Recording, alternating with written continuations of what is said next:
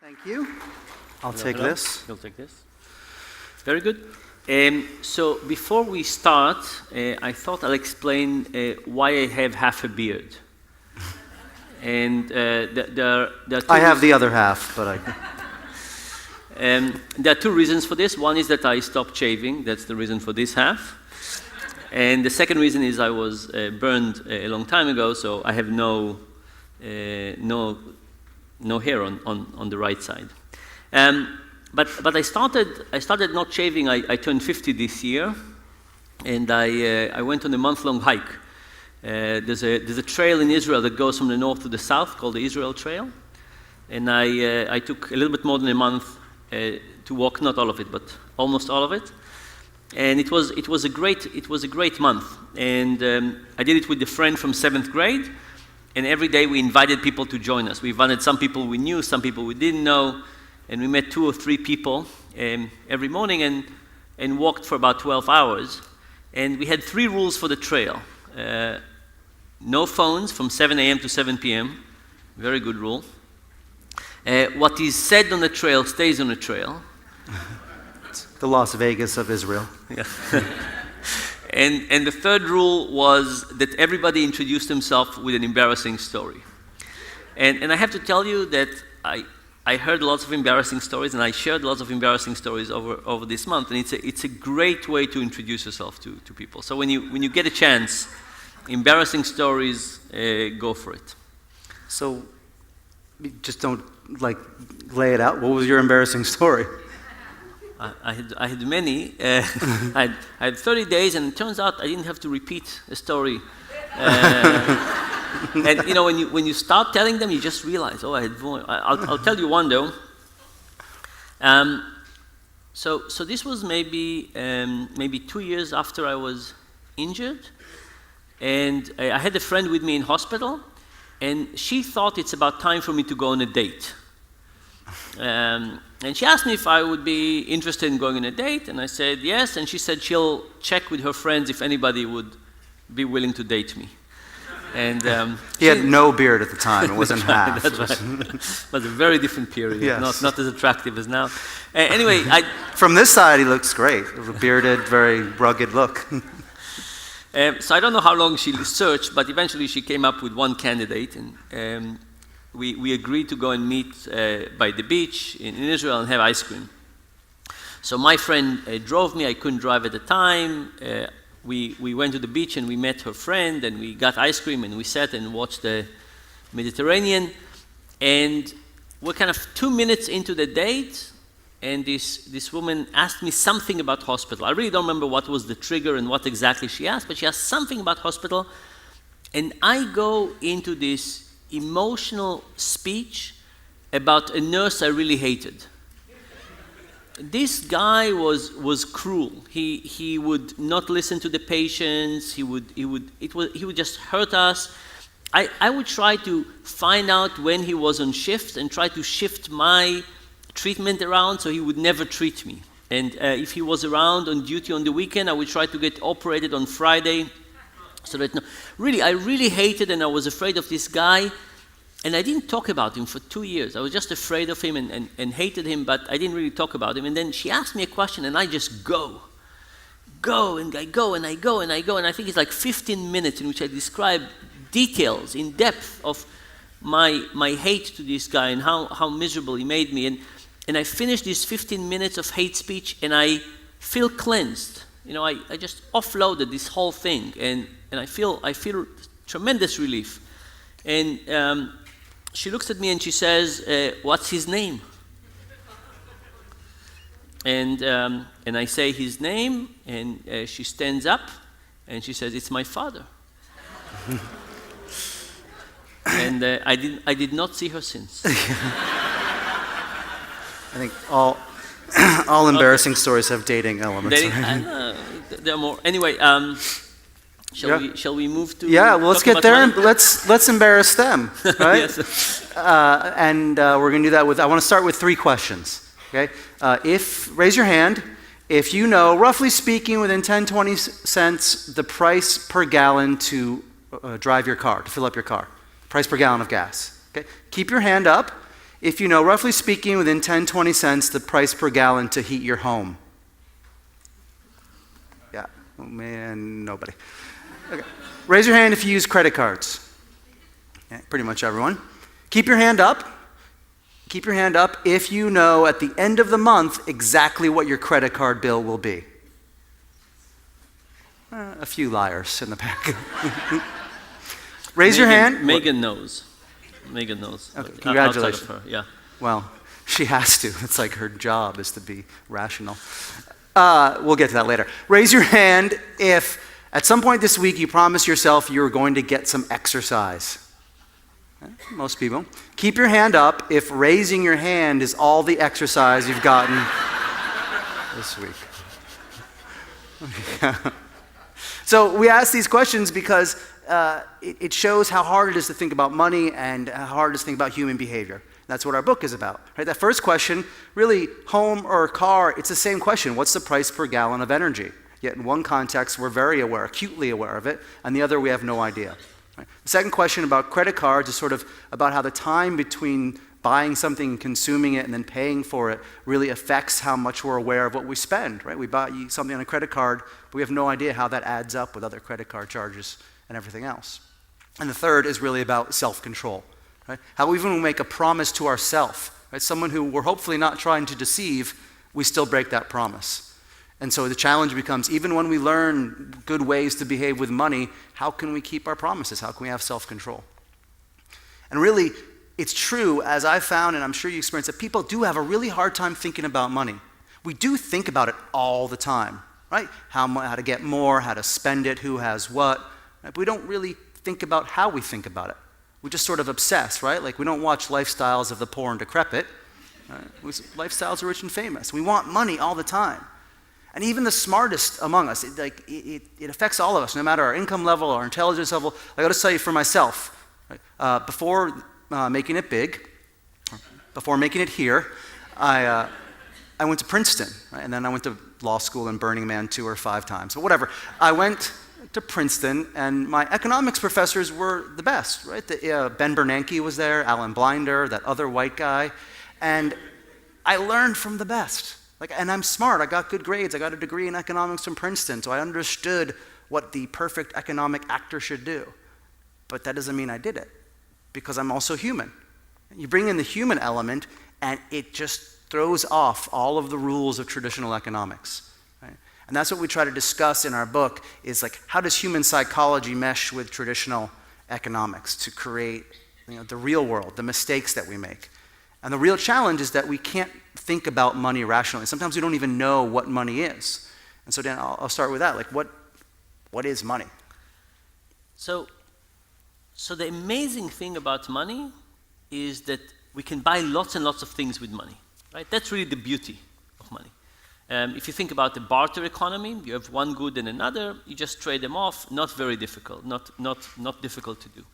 Now, we invented money, which means that money is the common good. There's lots of things, and everything has an exchange rate with money, which means that we can get money, and then we can get other things. And that's the amazing thing about money, but it's also the thing that makes money difficult to think about. So how should we think about money? We should think about what are we giving up. So every time you go to buy a cup of coffee, you should be thinking, is this the best use of $3?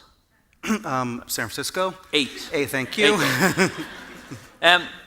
So is this the best use of money? A certain amount of money. Certain amount of money.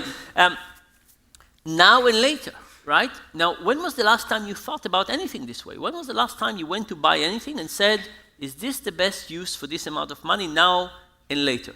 Very hard to think about it. And it's not just for small things, it's also for big things. A few years ago, we went to a Toyota dealership, and we talked to people who were about to buy a new car. These were people who already got the quote. They knew how much they were going to pay. And we asked them, if you were going to go ahead and buy a new car today, what are you not going to be able to do? What are you giving up? And people had no answer. Why? Because they never thought about it. And then we pushed, and we said, look, something has to give. The most common answer we got was, if I buy a Toyota, I can't buy a Honda.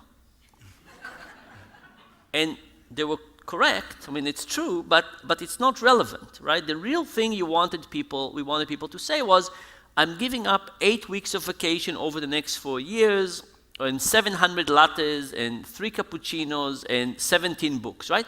Some trade-off across time and across product category. That's the things that people are really giving up. But the fact is, it's really hard to think about this.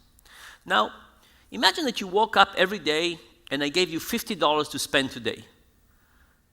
This is the whole amount you had for the day. You would realize your opportunity cost very quickly, right? You would say, if I take Uber or Lyft, I don't have money for lunch. If I have a big lunch, I don't have money for dinner. The trade-offs would become very, very apparent very quickly. What would happen if I gave you $350 on Monday morning? On Monday, you will not think about opportunity cost. On Tuesday, you will not. By Thursday, you will think about opportunity cost, but it will be a little bit too late. What would happen if I gave you the money for the whole month?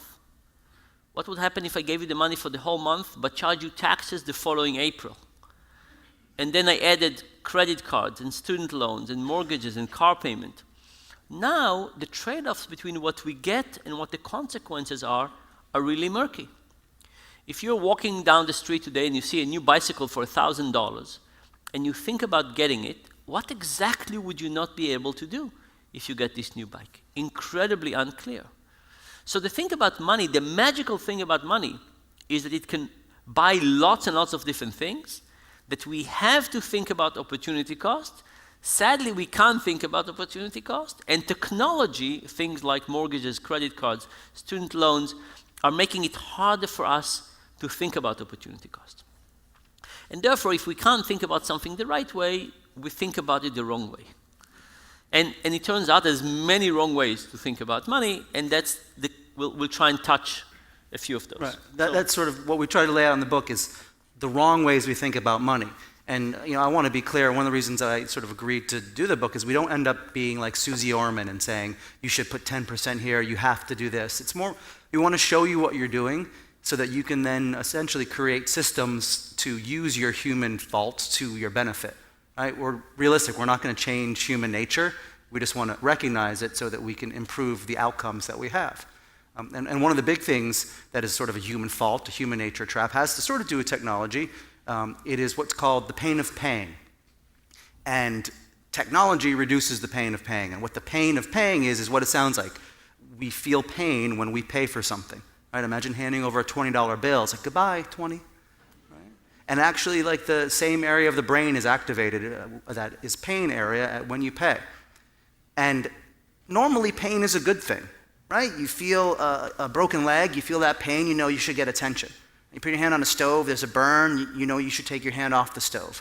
Right? In 7th grade, you call up Megan Flaherty and say, hey, it's Jeff, you want to go out? And she goes, Jeff who? You avoid girls named Megan. Sorry, Megan. But instead of feeling the pain, what we end up and then thinking, oh, I should avoid the activity that's causing pain, we numb ourselves to it. Right? We don't let ourselves feel the pain, and then we're never in a position where we have to consider opportunity costs. Right? And Jerry Seinfeld has a great routine sort of demonstrating this, like about helmets. He says, all these humans, we were doing all these activities which were bashing in our heads. And instead of stopping the head bashing activities, we just put a helmet, a little piece of plastic on our head, right, to numb the pain. Right? And that's sort of what we do. Like credit cards, a little piece of plastic that numbs the pain of paying. And credit cards are, in some ways the best example of it because they adjust the two things that cause the pain of paying. One is the time between payment and consumption of an activity or product, and the other is the attention we pay to it. Now, as far as the time, you can consume something and pay for something in three basic different ways. One is you can pay for it beforehand, and this has the least amount of pain of paying. Right? Like imagine going on a vacation. Like this happened to us on our honeymoon. We paid for it all in advance, prepaid. And we probably paid more than we would have if we had done a different method, right? But we chose to do that. And then on vacation, we didn't feel any pain of paying. Right? Every time we went to get a drink or rent a snorkel or get another drink or go swimming or find out what we could drink, we didn't think about money. We just enjoyed the time. It was not painful at all. Now imagine if we had instead paid for that after the vacation, right, on checkout. right? We're looking through a 19-page itemized bill, and we're wondering, oh, was it worth it to get that wine that we left behind? And while we're doing things, we might be thinking, oh, should we go snorkel? It's like a $15 charge. I don't know if it's worth it. And we wouldn't really, enjoy it as much. Now, we probably would spend less money. That's a choice, but it would be more painful. Of course, the most painful way to spend is to pay when you consume it.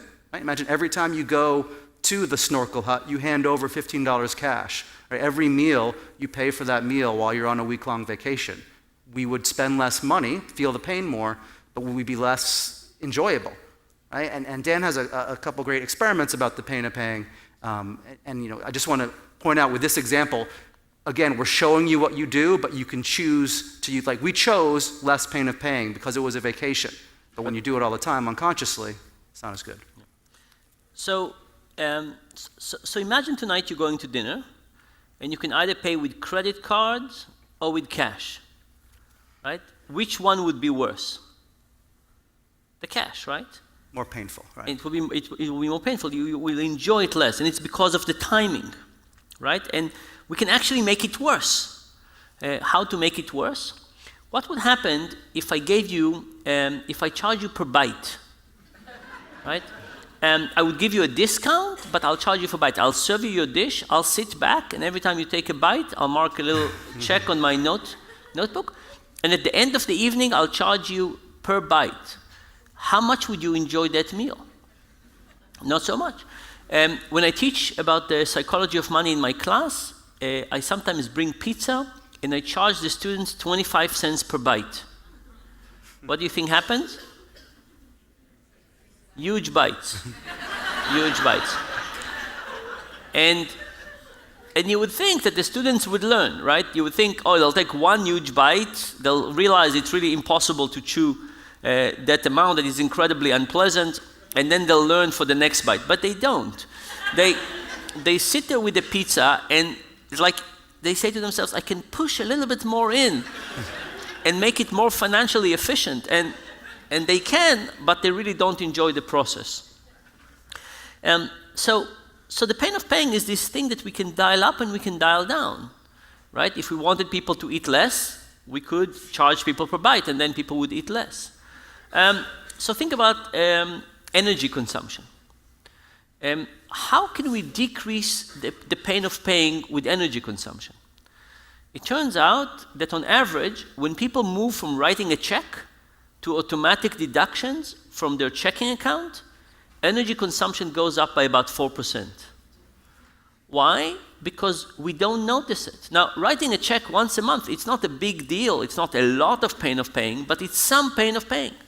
And it turns out that if you go through the process of writing this check once a month, you basically, as you write it down, you look at the lights around you and you decide to change a few things. And if somebody else is in the household, you tell them to start turning lights off, right? So you terrorize people a little bit, but you don't consume as much energy. Now, how could we increase the pain of paying even further? Imagine that we took your energy meter, and rather than having it outside, we would have it in the middle of your kitchen. And not only that, you had to feed it cash. It wouldn't take credit cards. You had to feed it cash, and you would see how the cash is going down, and then you have to feed it more. If you had a system like this, I'm willing to bet that you will be much less comfortable at home, right? You would be colder in the winter and warmer in the summer. It will be less pleasant. Or another example, you remember when the law in California was passed to charge people 10 cents per paper bag? On that day, I happened to be in California. I was in Palo Alto, and I went to sit in Whole Foods. Now, Whole Foods Palo Alto, probably the most expensive supermarket in the world. A yogurt costs an hour of minimum wage. People paid incredible amounts for a little bit of kale and something.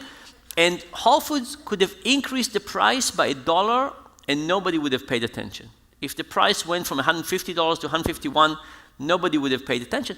But they didn't just increase the price. They wanted to increase the pain of paying. So they said, this was your bill.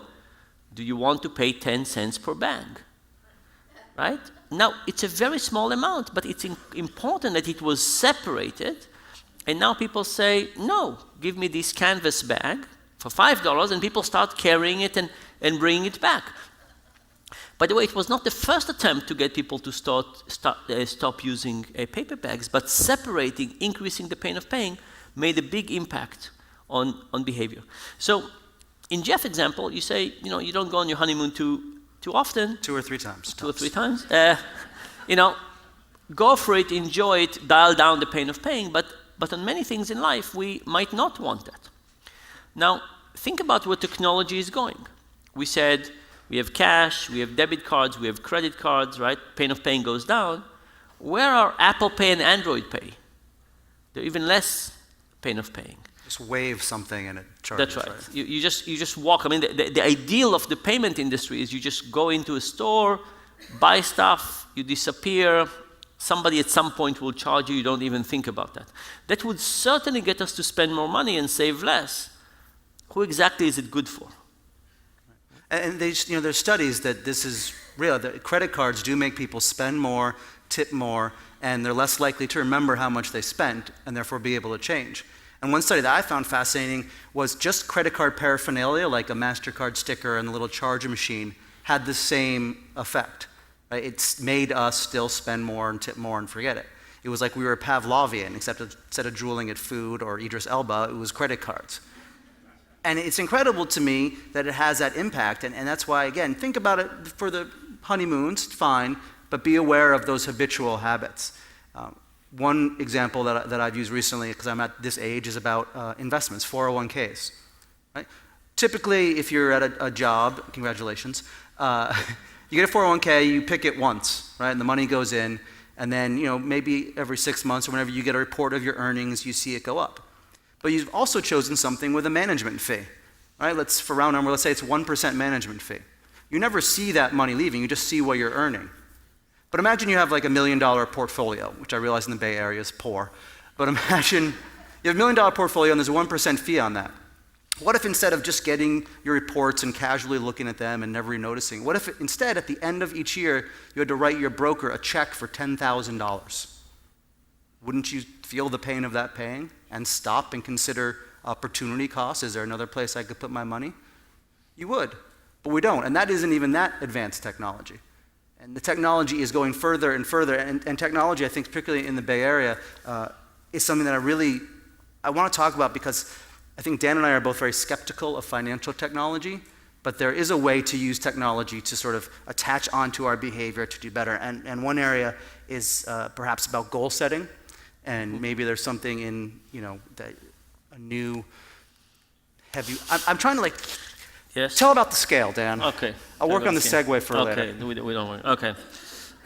So I want to tell you a story about a study that we've been doing, not in the financial realm, but something in the weight management realm. And there's some similarities that you will see.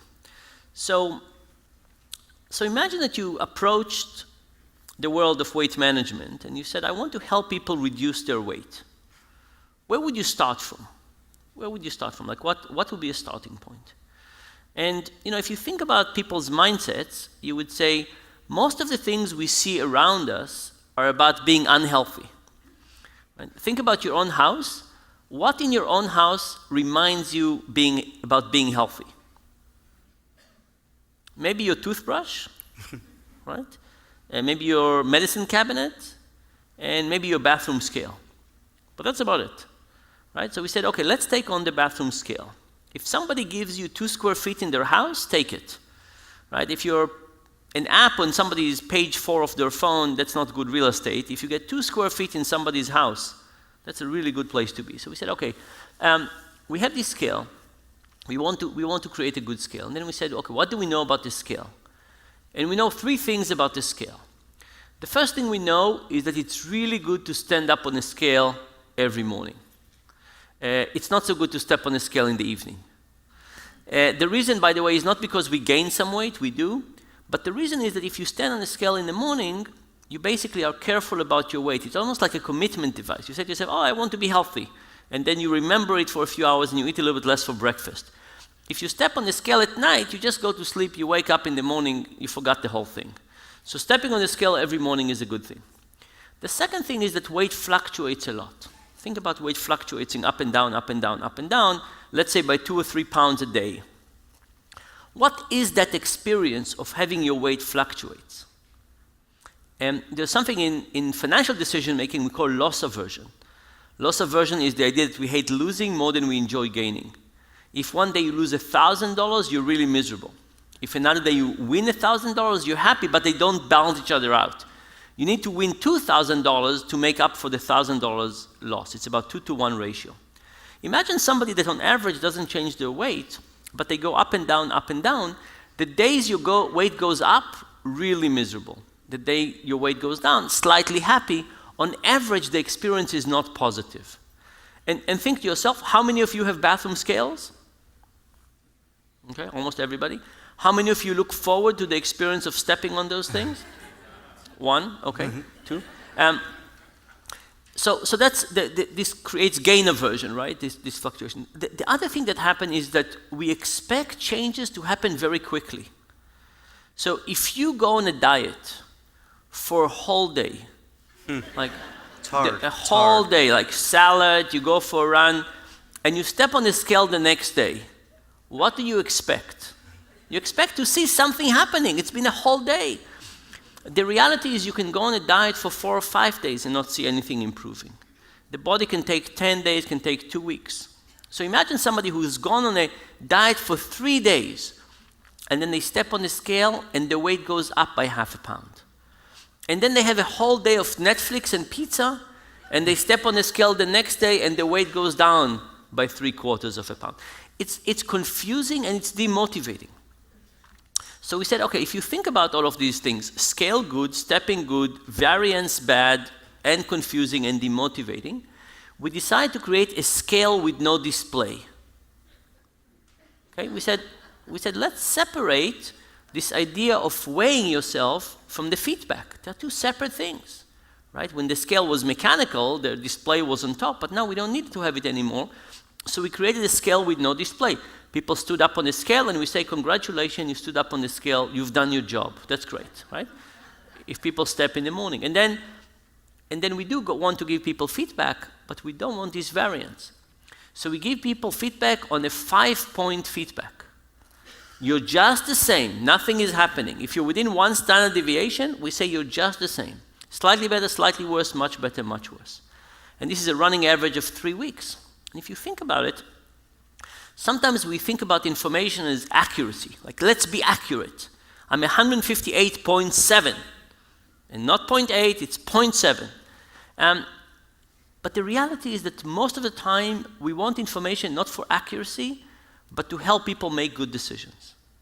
And if you think about this idea, I'm just the same, improving, deteriorating a little bit, that's basically all the information we have granularity for. I stopped eating dessert, basically it's moving in the right direction. I started exercising, it's starting moving in the right direction. I stopped exercising, this is what's happening. That's basically all we have.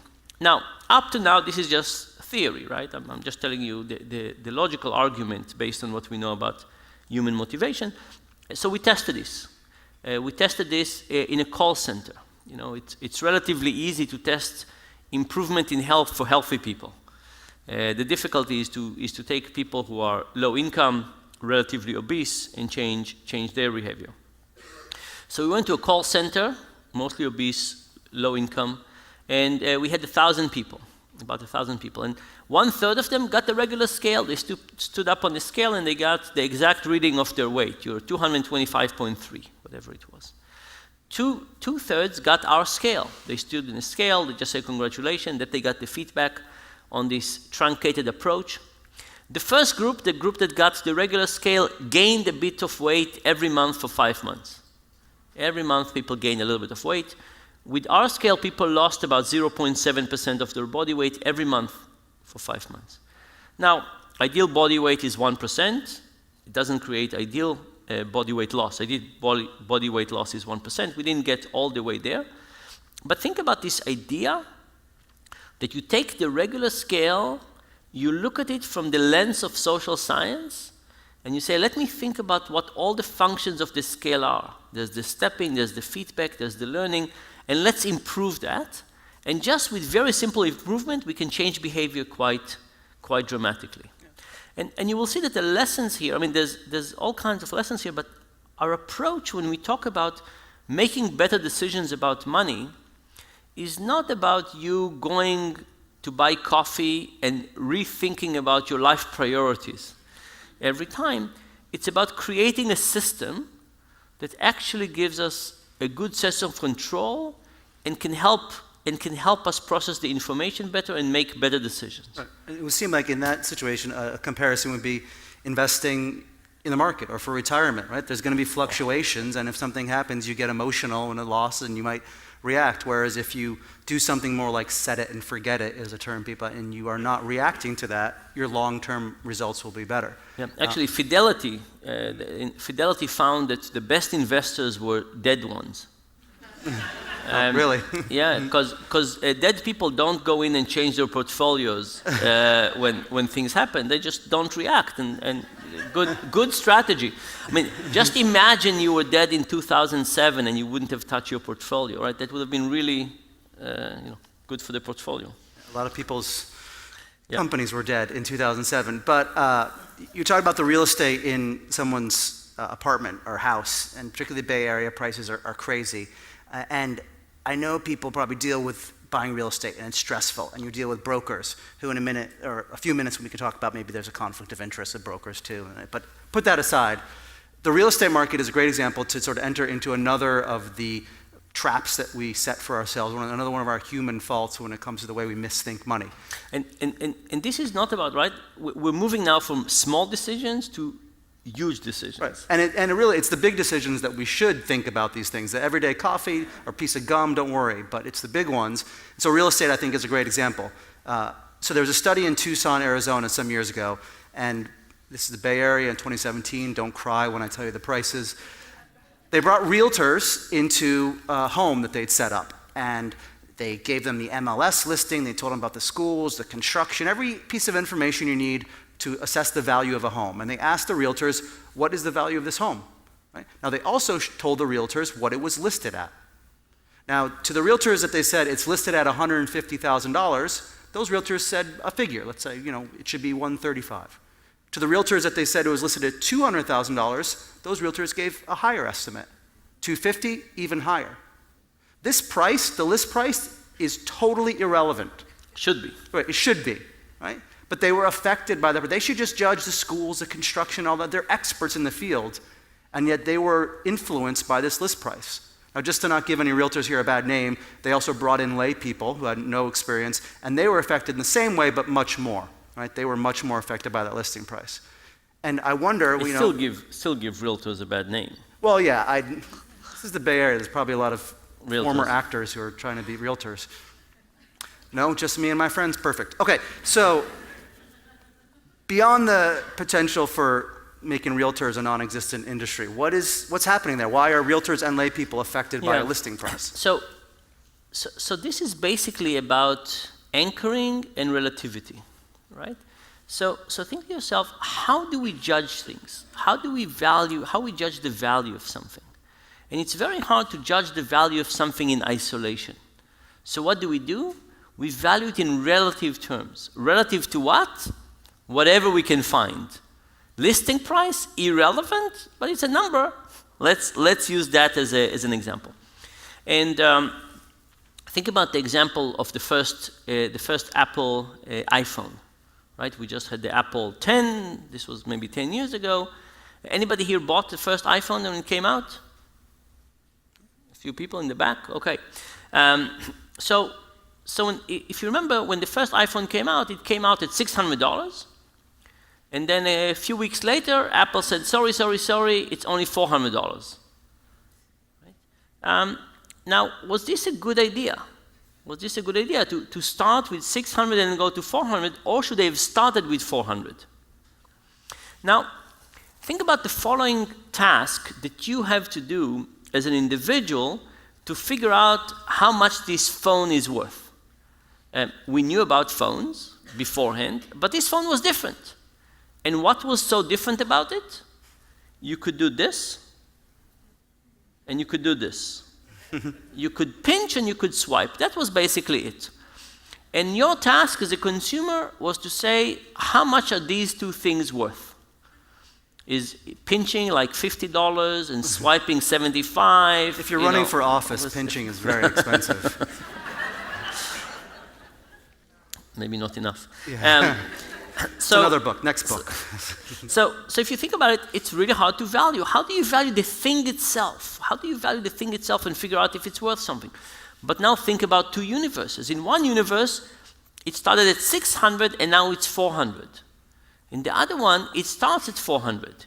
In which one of these two universes do you think the iPhone is a better deal than 400? In the first one. You say, my goodness, it's 2/3 of the price. I can't believe it. It's this cheap. I get swipe and pinching for 2/3 of the price. That's an amazing deal. So what happened is that we have lots of irrelevant cues. An even more bizarre irrelevant cue is one of my friends did a study. She asked people to evaluate art. People saw a piece of art, and for the study she asked them to pick up the painting and to kind of put it to different angles and to look at it very carefully and then put it back and say how much they would pay for it. And what she did was sometimes the frame was just a regular frame, and sometimes she filled it with lead, so it was really heavy.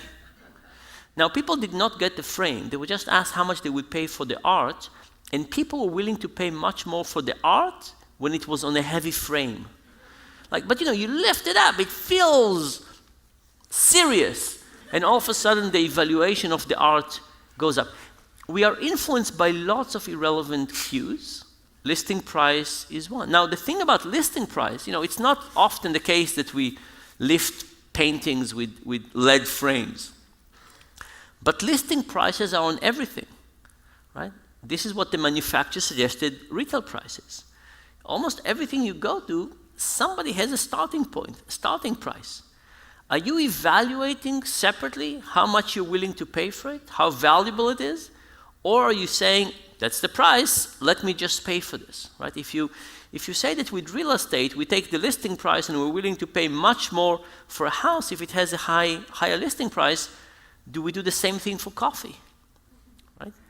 The answer is probably yes. Yeah. By the way, there's another thing about coffee here. Sorry about this. I went to somewhere to have coffee, maybe Phil's? No, maybe Blue Bottle, that's right. And maybe not, actually, I don't want to badmouth anybody specific, I really don't remember. But anyway. Blue Phil's. So I go to have coffee, and each cup is a ceremony. They have a little wooden thing, and they put the cup below it, and they have a special filter, and they pour the water very slowly. And it takes the light really shines down. Oh, your coffee! And it's a huge ceremony. And eventually the coffee, it's fine. It takes a really long time, and the line is very long. And it's a lot of work. And it was I think it was close to $8. But it was a lot of work for coffee. And I was wondering, what would happen if they made it in a 2-gallon bucket, right? They had a huge wooden thing and a huge filter, and they would put the water from a faucet with the hot water. And they scooped it out with their hands? No. It's just sterile. We don't want to change the coffee. And they would basically make a big pile of it every time so they could serve people fast. How many of those people would pay, not $8, they would pay $1.50 for it? And I think that what happened there is that people paid for the labor of that person. Mm-hmm. They didn't think about it. They thought they're paying for the coffee. But the reality is that they were paying for this person to pour the coffee very, very slowly and take a lot of their time in the process. They're paying for the effort that They're they saw. paying for the effort, right. Which is another value cue that we fall for, how much effort. You're more likely to pay more for a locksmith that takes an hour fumbling and breaking stuff to let you in than someone who opens the door in a minute, right? Because how do you value worth of getting into your home. That's a hard thing to put a price on. But you see this guy's working hard for an hour. Sweating for an hour. Right. And saying like data recovery, you'll pay for someone that takes a week to recover your computer, not that does it right away. And that's another thing that we felt. Like there's a legend of Pablo Picasso sitting in a park, and a woman comes up to him and says, "You're Picasso. Would you paint my portrait?" And he looks at her for a minute, takes out his brush, and one stroke creates an image and hands it to her. She goes, "Oh my God, you've captured everything about me, my essence, my life, my future. This is amazing. What do I owe you?" He says, $5,000. She goes, "What? That's not fair. It took you no effort. Right? It just took you a minute." He said, "No, it took me my lifetime plus a minute." Right? But in that moment, how does she value the worth of a Picasso painting of herself? All she can go on is the effort that she saw.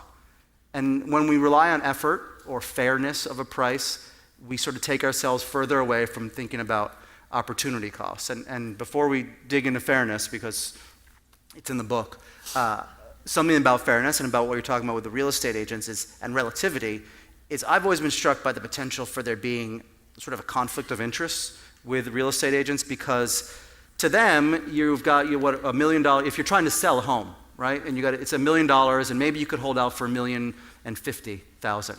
But they only get 6% of that. So to them, the relative earnings is, a few $100s. They're going to want to get it off their hands and get their money, whereas relatively speaking, you're going to get more money. So in there's a conflict of interest, and I wonder how do conflicts of interest really play out? Yeah. So we've actually been studying conflicts of interest for a long time, and what's interesting is that we have lots of them, and we don't seem to think of them as being very corrosive. One of the best investments in the US, even before the current administration, was to invest in lobbying. And the reason that lobbying is such a good investment is that people are cheap. You buy somebody a sandwich and a drink, and they start looking at life from your perspective, right? And in the social realm, it's beautiful, right? It means you meet somebody, you buy them a drink, and they start looking at life from your perspective, and you become friends. It's great. You combine that with business or with lobbying, now it's incredibly dangerous. And we've created an economic system with lots of conflicts of interest. Of course, banking, medicine, we have a lot of conflicts of interest. Government. And the thing about it is we just don't see it. So we've been trying to figure out how to solve this. Actually, I'll tell you one more story on conflicts of interest. Still about my beard. I know it sounds like I'm obsessing with half a beard, but it's at that itchy stage, right? Where you're really So this was when I was shaving, and this was maybe 3 or 4 years after I left the hospital, and I go back for a checkup, and the head of the department catches me and says, "Dan, I have a new fantastic treatment for you. Come with me to my office." I go with him to his office, and he says, "Look, your left side, when you shave, you have little black dots, stubble. The right side, there's no hair, there's no stubble, it looks non-symmetrical." And he says, "Let's fix it." How? He was going to tattoo the right side of my face with little dots to match the left side. And he says, "Go home, shave tomorrow, come in the morning, by noon you're symmetrical." I drive home and I think to myself, what kind of symmetry should I aim for? Like the early morning shave, the afternoon shadow, It's a big question, right? It's for life, I will have to probably... Anyway, I get to his office the next day and I say, "You know what? I'm not sure I like this so much. I'm not sure it's for me." I said, "Can you show me some pictures of people you've done this to?" And he showed me two people that they've done it to, and it looks really nice. It looks like stubble. I decided it's not for me. I said, "You know what? It's not for me." And then he gives me this guilt trip. He says, "Dan, what's wrong with you?" He says, "Do you enjoy looking non-symmetrical? Do you get some benefit from looking different?" He said, do people feel sorry for you and you like this?" And anyway, I left his office and I was a little surprised about the guilt trip. So I went to his deputy and I said, "What's going on? Like, where's this guilt trip? I was in this department for 3 years. I did lots of surgeries. I refused quite a few. Why the guilt trip?" And he said, "Well, we've done it on 2 patients already," which I knew. He said, "And we need a 3rd for an academic paper."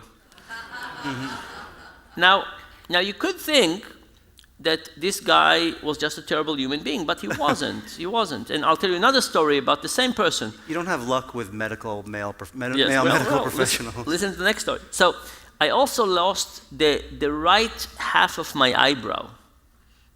And this guy really wanted to fix it. And, you know, I couldn't care about half an eyebrow. Like, so many things were wrong with me. Half an eyebrow was not high on my priority list. And he really wanted to fix it. So, and he kept on bugging me about half an eyebrow. And one day I went into surgery for my hand, and I told him, you know what, if you really want to do the eyebrow, come at the same time. I'm not doing another surgery for half an eyebrow, but come and join the party when I'm asleep anyway. Go, do it. Anyway, he shows up after the surgery started, and it turns out that the hand team is taking way too much space. He can't do it, so he has to wait 8 hours. When they finish, then he starts. And you might think that half an eyebrow is an easy thing. You just pluck some hairs and put them there. No, it turns out it's complex. He shaved my head. He took a Doppler machine. He tracked all the blood vessels. He isolated a blood vessel going up to a piece of hair, a blood vessel going down, isolated them, kept the little piece of hair, scalp, connected to the two blood vessels going in and going out, redirected it and took it out of the half an eyebrow. It's called an island flap. Anyway, took him, 6 hours to do it. Now, this was Israel, socialized medicine. The guy doesn't get paid for anything he does. He gets a fixed salary, but that's it. So basically, the only thing he got from this was, not sleeping another night and maybe some, satisfaction to his symmetry fetish. Now you hear about that story, and you say, here's a wonderful, kind human being. And he was, right? He was my doctor for many years. He passed away, sadly, a few years ago. But he was an amazing guy in many ways. But at that moment, he had a conflict of interest, right? He really wanted that paper out. And when we have conflicts of interest, and money is a tremendous source of conflicts of interest, we basically behave in, that conflicts of interest colors our perception of all kinds of things, and we don't see things the right way.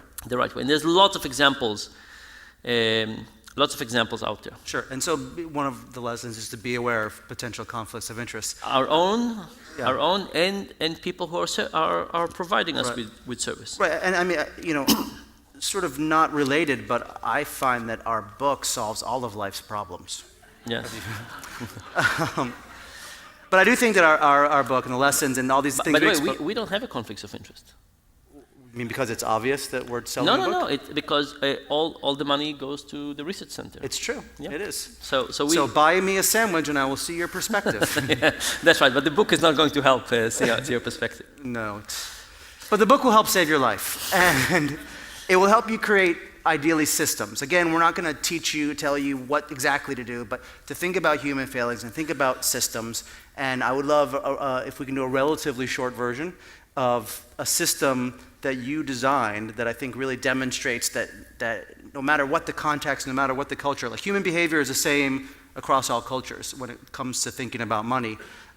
You designed a system in Kenya that I think was very effective and shows what thinking about the psychology of money can do. And when you say very quick, you mean I need to go quickly? Can you do 6 minutes? 6? It's normally like 35 and Dan. Okay, let's talk. It's been 2 weeks on tour, so. So this is a study in Kibera. Kibera is a slum in Kenya. And we try to get very poor people who live on about $10 a week, to save a little bit of money. And this is not retirement, this is for a rainy day. Because here's what happens, and this happens the world over. If you're very poor, you live hand to mouth, you don't have any reserves, and then bad things happen. And bad things happen from time to time, and then what? You either borrow at a very high interest rate. In Kibera, interest rate can go up to 10% a week. Or you sell some possessions. So you have a lanternnier, you have a bucket, and you have to sell them.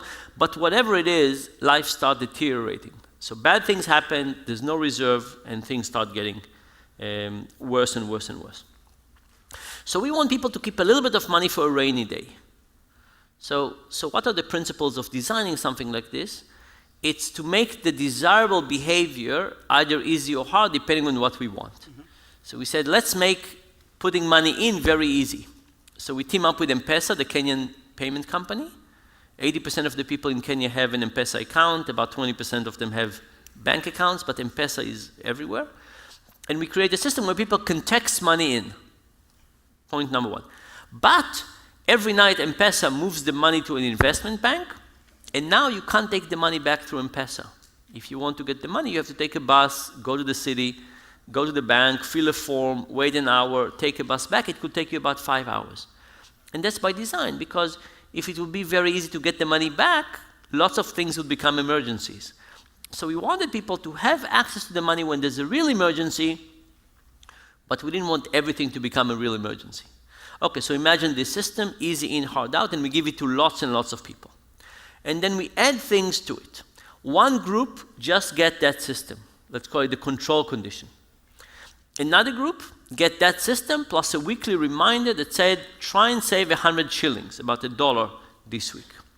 Another group get the same text message, but it's phrased as if it came from their kids. So it says, hi mom, hi dad, this is little Joseph, whatever the name of the kid was. Try and save 100 shillings this week for the future of our family. Right? A little bit guilt connected.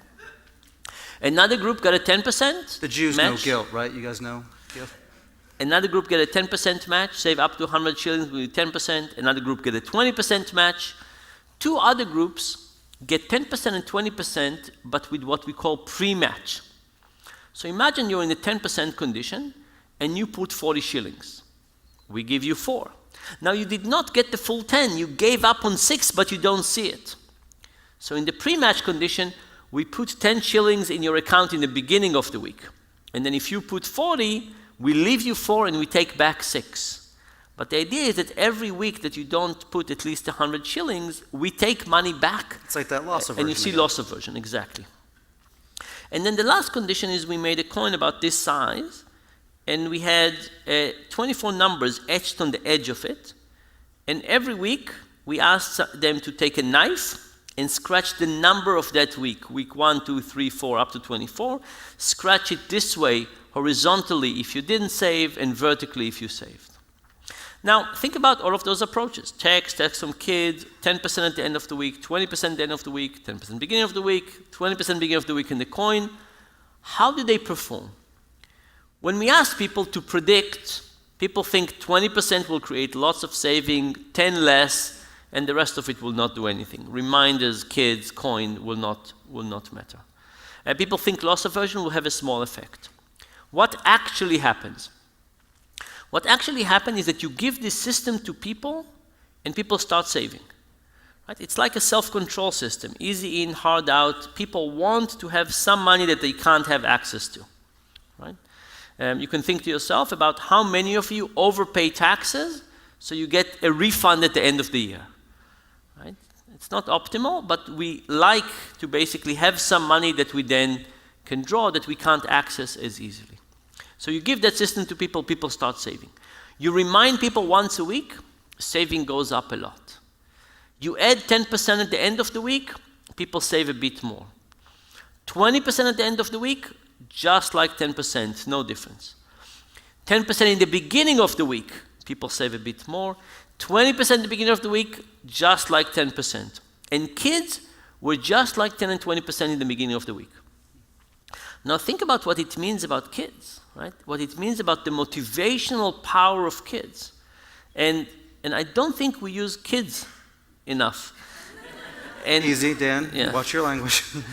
And I don't mean in a child labor kind, but if you think about kids were instrumental in things like seat belts and smoking.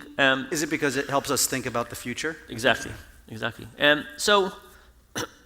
But anyway, the big surprise of the study was the coin condition. The coin condition basically doubled savings compared to everything else. And the question is why? Why was the coin so effective? So I'll tell you how I came up with the coin idea. I was in Soweto. Soweto is a different slum in South Africa. And I walk around and I see a father buying funeral insurance for a week. Funeral insurance for a week. Funerals in South Africa are very, very expensive. People spend up to 2 years of income on them. They're like the big celebration of life, right? In the US, it's maybe weddings. In Africa, South Africa in particular, it's funerals. And this father bought funeral insurance for a week, which means it would only apply if he dies in the next 7 days. Right? These are very poor people. They buy small amount of soap and small amount of insurance. And he gets this little paper certificate for his insurance. And in a very ceremonious way, he gives it to his son. And as he does this, I think, what is this father doing? I say, let's think about the family. When this father, who is the breadwinner, the main breadwinner, when he puts money into insurance or saving, what is the family going to see? What is the thing that they are mostly going to be selling to them? Is that there's going to be less. Right? If you're very poor, there's going to be something less tonight on the dinner table. Maybe a little bit of less water, less kerosene. There's going to be less. If you direct money away from consumption, there's going to be less. And if you're not as poor, it will be less in the next week or the next month, but there's going to be less. And what the coin was supposed to do was to show that it's not less, it's just different. It's to basically get a family level of understanding that we have this other activity, it's represented by this coin, and we're doing that as well. Now what this suggests is that we should think about how we make money more visible. Particularly savings. Right? Particularly savings. So for example, when you went to your current employer and you sign up for your 401k, what is the process? You go through HR, you get this form, you decide how much to put in your 401k, and then the rest goes to your family.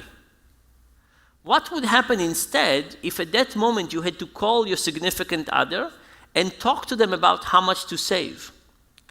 My guess is that your significant others don't know how much you're putting in your 401k. It's a decision we make during HR. We don't necessarily communicate that, so it's invisible. But if we make those things visible within the family, people do save more. And there's a bigger thought here. Imagine 1,000 years ago, how did we used to save? We saved in goats, livestock, right? And when we saved in goats, you could come home from work and you could see how many goats your neighbor has, and you could see how many goats you have, and you could compete on who has more goats. We could compete on savings. Then we invented money, then we invented digital money, and we took this incredibly important activity called saving and insurance and we made it invisible. And then we took this other incredibly important activity called spending and we made it extra visible. Think to yourself, what do you know about what your neighbors are saving? Nothing. You know quite well what they're spending money on, right? There was recently a very sad study that showed that when people win the lottery, their neighbors start spending more money. And you probably think, oh, these crazy Americans, no, these were Canadians. Good, reasonable people. You have a handsome leader. And I thought we said no politics. Handsome doesn't mean they're a bad person. The other stuff doesn't. Now, the thing is, we would compete on anything, right? We just need to be able to measure it. And we've created, I don't think we did it intentionally to say, let's take this incredibly important activity called saving and let's make it invisible, but that's where we got. And this for me is kind of one of the reasons to think now about money. As long as we had paper money, we were kind of limited in what we're going to do. It was paper money. Now we have digital money and we can do lots of things with it. And the question is, what kind of money do we want to invent? Do we want to invent the kind of money that would get us not to think about spending and spend more with less pain of paying? Do we want to invent the kind of money that would get us to think more about saving? Do we want to get the kind of money that would get us to think about opportunity cost? What kind of wallets do we want to have? I'll give you one last example for this. There was a study that was done in the north of India. These were migrant workers who could not find a good job at their local place, and they went to the north of India to try and find a job and then send money back. And as you can imagine, a place where men go to find local work, temptation shows up as well, and people spend too much and don't send enough money home. Imagine the following experiment with 3 conditions. Condition 1, you give people an envelope with all the money they made for the week in one envelope. People spend almost all of it. Condition 2, you give them the same amount of money in 4 envelopes, and you seal the envelopes. What happens? People send more money home, and people stop at the end of an envelope. When you open an envelope, you kind of finish it. It's like a big bag of popcorn versus a lot of little bags. You'll stop each one. That's right. If you have a big tub of popcorn, you'll just finish the whole thing. If you have 4 tubs with the same total amount of popcorn, you will think about it when you switch from tub to tub. If you're in the middle, you just eat, but this small change of saying, oh, do I really want another one, gets people to pause, stop, and sometimes decide not. So you divide it into 4, people do better. And the best approach was to divide it into 4 envelopes and write the name of their kids on each envelope. And now people could see the opportunity cost, right? This money was supposed to go to this kid. This is what we're doing. So what kind of money are we going to design? I think, and we could design things internally within the family, right? You could decide to start talking to your significant other about how much you're withholding. You could decide to figure out what to do with credit cards and debit cards and cash and how to move money automatically. Or we can think about startups, and we can think about what kind of new systems do we want to create for money so that we can make better decisions. Yeah, and I think the comparison of savings and spending is really demonstrative. There's a study again that men are more willing to admit whether they're using Viagra than how much they're saving for retirement. Right? Think about the embarrassing stories. What's more embarrassing, right? Like how little your retirement is, or if you're using Viagra. And our hope, and certainly my we can ask, how many people here, you want to try and see if people are willing to? Sure. How many people here have some sort of sexual dysfunction and need to take pharmaceutical aids? It's hard to see. It's hard to see with the lights. Yeah, it's hard to see with the light. Okay, how many people here are on track for their retirement savings? Yeah, they're liars. Okay, the point is, you have been primed to give the answers that you think we want to hear. But the point is, in general, we don't really think about savings. And it's a demonstrative of the type of systems, the type of human behavior we can use to create systems so that we behave better with money. And our hope, our delusion is that this book and other people's work and the studies out there will encourage more conversation about our human flaws, that we can talk within the family or the community about our savings, about how we deal with money, so that we can all really live a richer, more full life and use a little bit less mental energy obsessing about money and more doing things that matter, like sharing time together, drinking wine, and coming to events like this. So with that, I'd like to open it up to some questions. And I will insist on gender equity. We're 2 men talking about finance, so please, ladies, ask away. 2 short Jewish men. I wasn't going to draw attention to the obvious. We're sitting down. Sorry, Question over here. Yes. Hi, thank Hello. you. Very interesting stuff. I'm curious if there are any examples of experiments or systems that you could talk about that incorporate need, because I find that I often have packages arriving to my home, and often they're full of books, and I have a full bookshelf, and I will find room for yours, but curious how need sometimes comes into these considerations. Do you mean need in terms of like, I need to get food to survive, or need like I need more room for a bookshelf? Need of products that you're buying that you probably don't need. Yeah, so I have to admit, I have a Kickstarter fetish. I'm trying to get better, and I have this optimistic bias that I say, this is such an amazing idea, and I'm sure they'll do it. Now, I no longer think they'll do it on time. Like I've cured from, but I think they'll actually get there at some point within a year from the date. There's still some things I've been waiting for. So I think what happens is that when you see something that you crave, right? I don't think we want to call it need, but when you see something that you crave, your emotion gets acted. And then you're just not thinking. So let's think for a second about how emotions work. Emotion in general is basically like a program that gets executed and substitutes thinking. So evolutionary speaking, imagine that it's 10,000 years ago, you're at the edge of the jungle and you see something that looks like a tiger. What?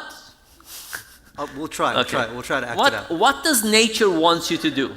To take out an Excel spreadsheet and start calculating the cost and benefit and what's going to be? Of course not. Nature wants you to turn around, run away as fast as possible, right? Emotions are supposed to take over and get us not to think. Now in that case, the emotion was a negative one. But the tiger would have caught me. I'm really slow. But there's a lot of things that the emotion is positive, and at that point you're not in a mindset of cost-benefit analysis, right? Now, imagine that businesses had two ways of approaching you. One was through your rational, logical part of yourself, and one was through your emotional hot triggers. Which one of them do you think is easier? And think about beer commercials while you're answering this. Yes. So the emotion is easier, right? It's easier to get you to take an action. And the things that we need to do is we need to take things, to take actions against it, right? So if you buy too many books, Which is a great obsession, by the way. It's a great addiction. So I'll talk about myself. So I try not to go into Kickstarter, right? I know that when I'll see these amazing ideas and these amazingly creative people, I'll just feel like supporting them. I try to limit myself. Now, it would be really nice if Kickstarter helped my addiction by saying, you know what, Dan, why don't you pick an amount per year that you're willing to support here, and will not let you do more than that. Right? That would have been a really helpful approach, and I think I would have supported more things. Right now, I have kind of this love-hate relationship with it. So, you want to think about rules, right? Because if you have to think about it every time, if you have a book fetish, you'll see a book, you'll buy it. The real issue is to create a rule for yourself of what you're going to do, and then just have a more strict approach about this. More questions? You got the gentleman in the white shirt there? Question over here on the right. Sure. Go ahead. You're moving. You're young. I'm not going to fight you. Okay.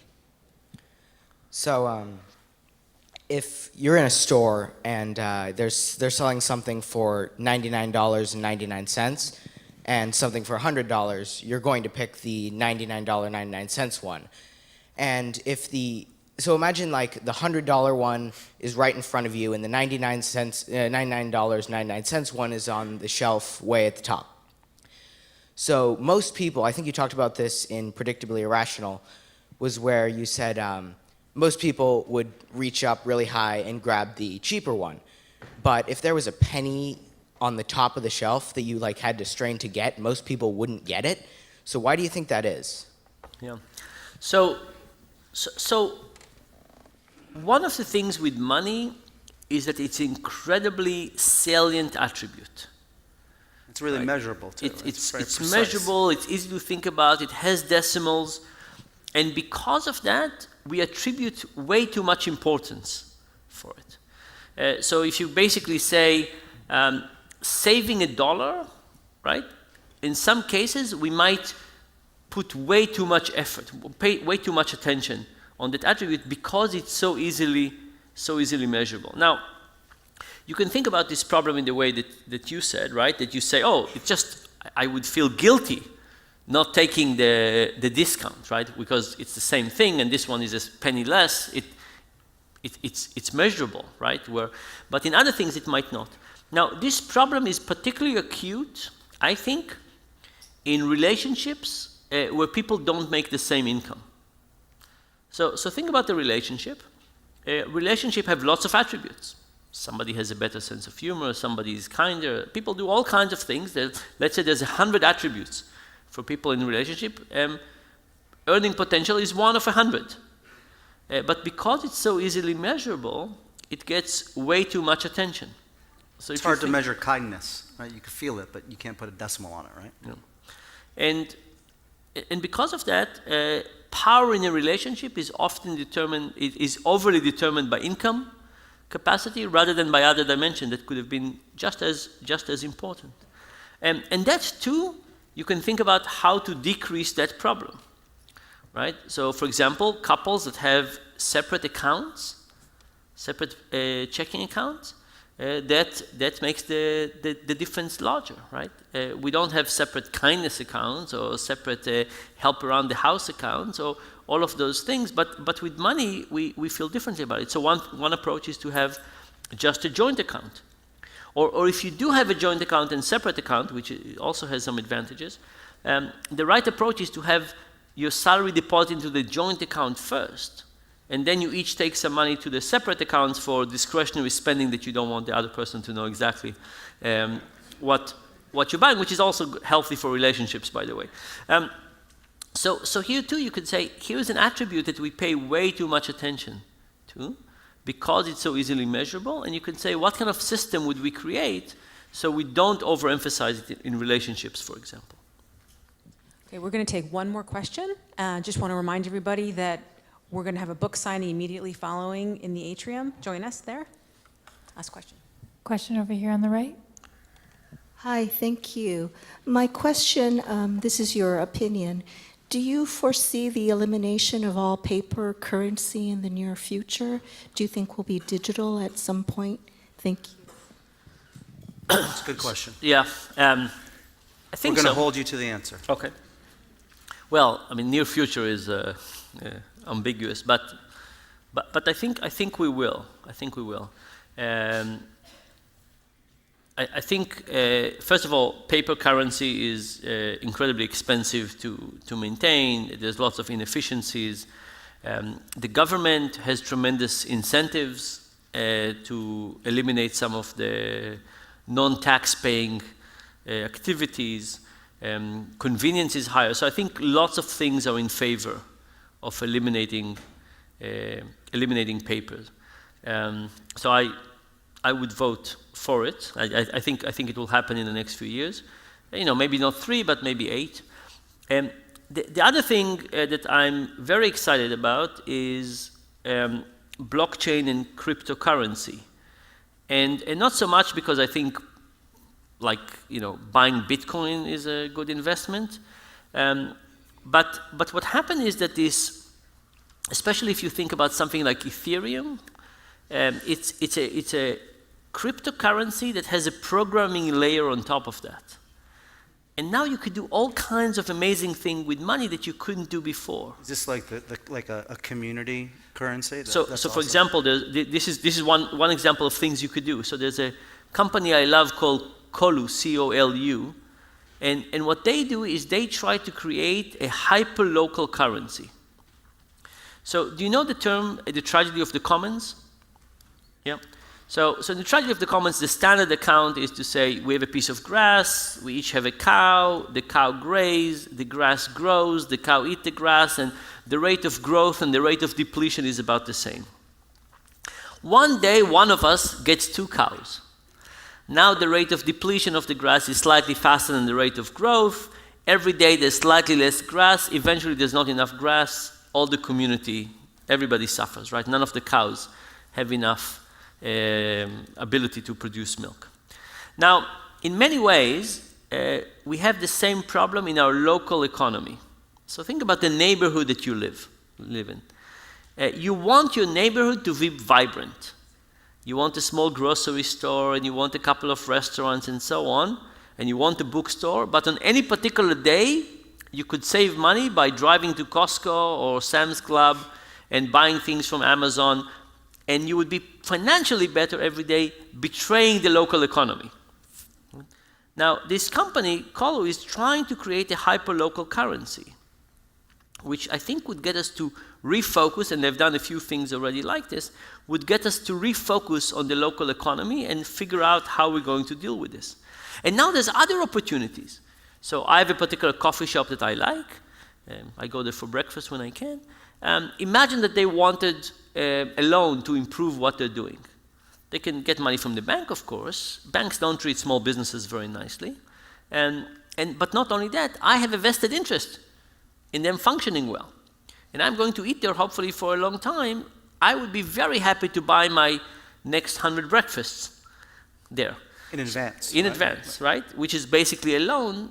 So if you think about this, the opportunities for digital money, if we create things that are kind of contracts that can easily be transferred, basically open a whole new frontier of how we're going to do things. So I'm very excited about digital money, not just saying I have $1 and you have $1, but creating all kinds of new contracts, all kinds of ways for us to transfer money back and forth, and based on some rules of what's going on. And I think that's right. I used to live in San Francisco, and my wife is from the Bay Area, and I think it's particularly pertinent that to like the high cost of housing can kind of crater a local community, right? And if you want to re-incentivize people to invest and be in the community, something like this can really help.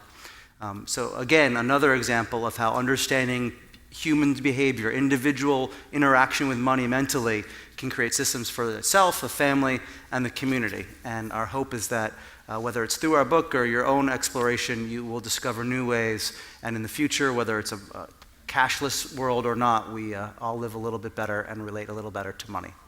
So with that, for Dan and myself, I say thank you, San Francisco. We'll be out in a few minutes.